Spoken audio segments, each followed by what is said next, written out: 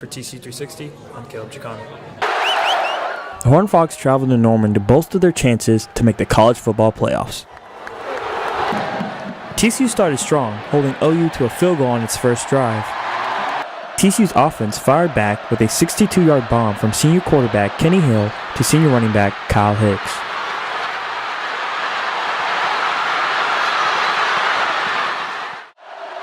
Sophomore running back Darius Anderson put the Horned Frogs up 7-3 for the only time TCU would lead the entire game. Baker's a good player. Rodney Anderson, we need to do a better job of tackling. We didn't do a good job of doing that. The rest of the first half was dominated by OU running back Rodney Anderson as he would score on the ground twice.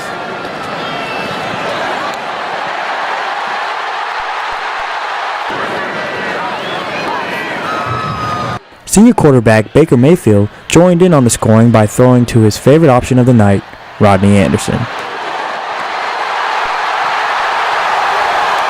You know, the touchdown that hurt the most was the last one they got before that. So, 7 seconds left. That's the one we shouldn't allow. Mayfield's 33-yard touchdown to Rodney Anderson ended the scoring for OU's vaunted offense to put the Sooners up 38-14. And then I think you got to give our group a lot of credit in the second half that we didn't quit and we got after them. TCU's defense responded well by holding the Sooners' offense scoreless in the second half.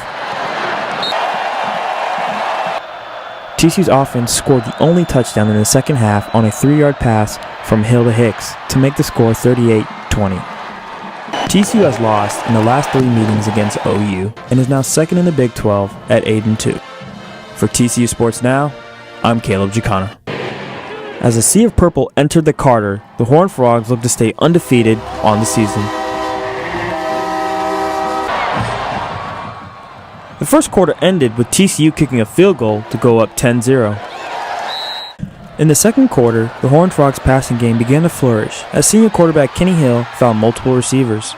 It's whatever's working. Tonight the pass was working, and it was nice to have it going, but whatever it takes to win, that's what we're going to do.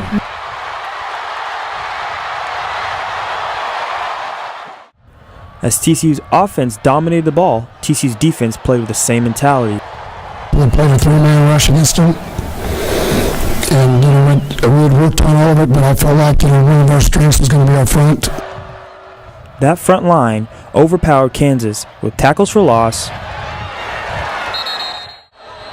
and sack after sack.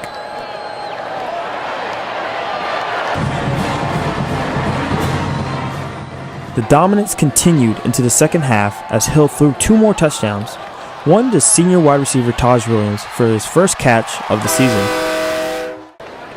and one more to first-year wide receiver Jalen Rager.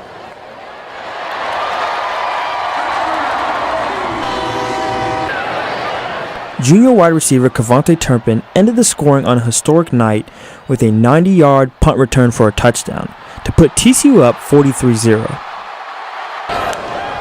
The Horned Frogs defense orchestrated the best defensive performance in Big 12 history, holding the Jayhawks offense to a total of 21 yards, ending the game in a 43-0 rout.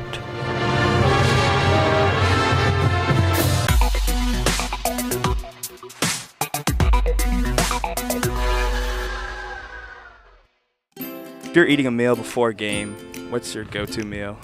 Okay, so I really like when they give us breakfast because there's a lot of different options and it's not too heavy before a game. So I personally like breakfast.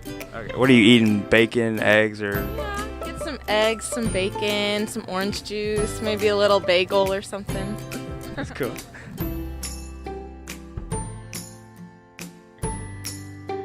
Who's your favorite basketball player? I like LeBron James because he's versatile, he can do everything. I like him off the court, a lot of people don't, but I do, and I think he has a little bit of everything. You see yourself in him, kind of, in your game? Are they similar? Maybe a little bit. He's a lot stronger, but the versatility factor, yeah. If you could hang out with one person, dead or alive, for a day, who would it be? I'm gonna go Beyonce just to like kind of say that I did it, but then also I feel like she would just live like a very elaborate yet like calm and chill lifestyle. I can see that. What's your favorite movie? Oh geez. My favorite movie is Lilo and Stitch. Yeah. That's a good movie. Yeah. Good childhood movie. Disney. Yeah.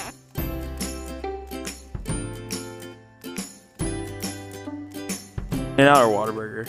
In-N-Out. Not a big Whataburger fan. Not a big No. Whataburger fan. Are you serious? I like In-N-Out. My In-N-Out is very big in Arizona, and that's where my grandparents live. And I kind of like grew up going to the summers there, so I'm more In-N-Out. Okay. Binge watching anything on Netflix or anything right now? I just finished 90210 for like the 5th time, but I think I'm gonna start Stranger Things. It's a good TV show. Like, you should really watch it. Okay, yeah, I've heard good things, so I think I'm gonna try. You should.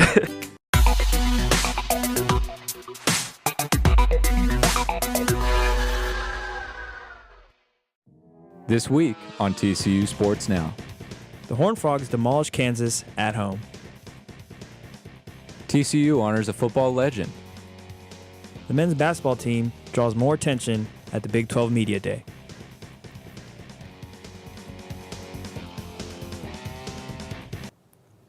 Hello and welcome to TCU Sports Now. I'm Cole Polley. And I'm Caleb Jakana. TCU football remains the only undefeated team in the Big 12. The Frogs are now 7-0 after their victory over the Kansas Jayhawks. The Horned Frogs continue their winning streak as the only undefeated team in the Big 12 after beating the Kansas Jayhawks last weekend. TCU is now 7-0 in the season. As the Sea of Purple entered the Carter, the Horned Frogs look to stay undefeated on the season. The first quarter ended with TCU kicking a field goal to go up 10-0. In the second quarter, the Horned Frogs passing game began to flourish as senior quarterback Kenny Hill found multiple receivers. Whatever. I mean, it's whatever's working. Tonight the pass was working, and I mean it was nice to have it going, but whatever it takes to win, that's what we're gonna do.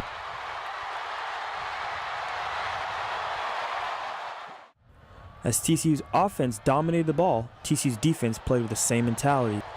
We played a three-man rush against them, and we had worked on all of it, but I felt like one of our strengths was going to be our front. That front line overpowered Kansas with tackles for loss and sack after sack.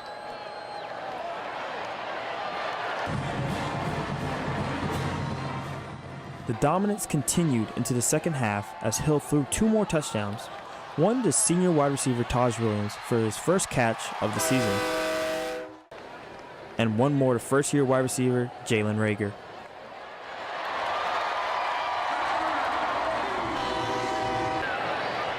Junior wide receiver Cavante Turpin ended the scoring on a historic night with a 90-yard punt return for a touchdown to put TCU up 43-0. The Horned Frogs defense orchestrated the best defensive performance in Big 12 history, holding the Jayhawks offense to a total of 21 yards, ending the game in a 43-0 rout.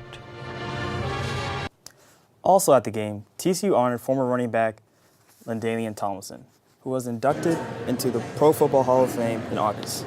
TCU awarded Tomlinson with a hometown Hall of Fame plaque, displaying his accomplishments through his illustrious college career. So, as we know, the Horned Frogs were obviously able to make LT proud with that big win on Saturday against Kansas. And, we're used to seeing LT run over defenses, but the Kansas running backs obviously couldn't relate to that on Saturday. Yeah, they could not at all, averaging, negative 5 yards a carry? Exactly, negative 25 yards on the game for the Kansas running game, and that was really the first, even above the offense, what the performance was a dominant defensive performance for TCU on Saturday in that 43-0 victory. And that's kind of been the story this whole season with TCU. Yeah. Just dominating defensive performances week after week that have kind of continued to surprise people because Big 12 defenses, there's been none to be heard of in these recent years, but TCU's defense is performing as well as anyone in the nation really right now. Yeah, that defensive line actually too stepped up.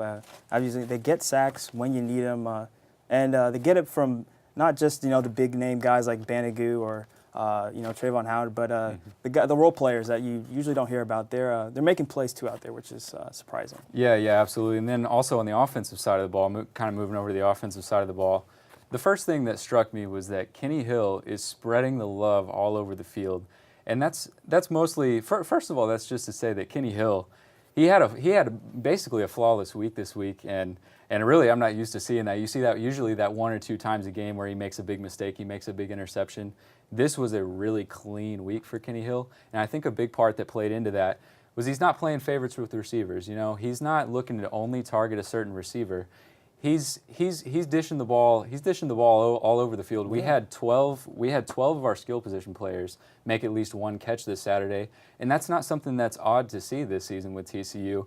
And kind of long gone are the days with Josh Doxson and Colby Listenby, where you've got receiver 1 and receiver 2 every week.